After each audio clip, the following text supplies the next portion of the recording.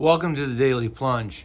We are in the book of Acts, starting at verse 13 through verse 27. Now, Paul has been going through an inquiry in front of the Sanhedrin and the new Roman governor, Festus.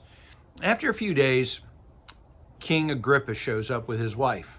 Now, this is Herod Agrippa, and he comes from a family, a long line of murderers and schemers. It's very likely that this is the same king who put James, the disciple, the apostle James, to death. And he's not a Jew.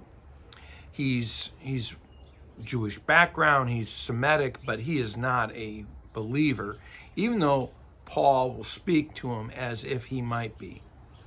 And he comes to visit Festus because Festus is the new Roman governor. And so this is a political visit because Agrippa's position depends upon Roman support. And so Herod is curious to hear the apostle Paul. He goes, I'd like to hear this man. And Festus says, well, this is what's going on. There is a dispute about their religion. And these Jewish religious leaders want to put Paul to death because he's preaching the gospel. Festus doesn't use that language, but he's preaching the message about a man that died who's been raised to new life, who's still alive.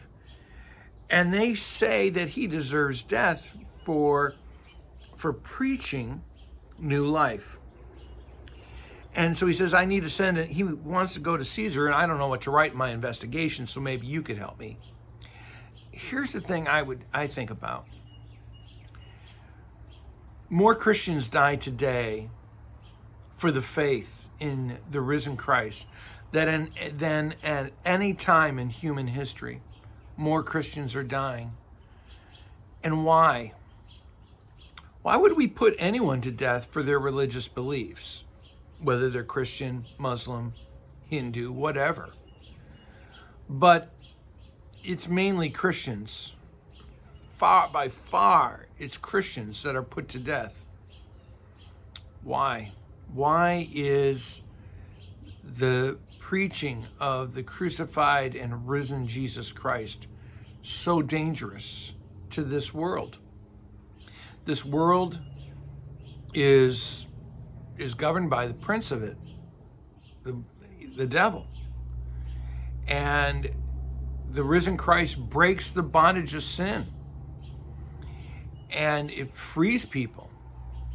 And it frees not just men, but it frees women. And it establishes a whole new value of human life. And so Christianity is a dangerous religion because we follow an outlaw God, a God that works outside of the law to make us his people, and all our efforts at trying to be good on our own terms come to naught.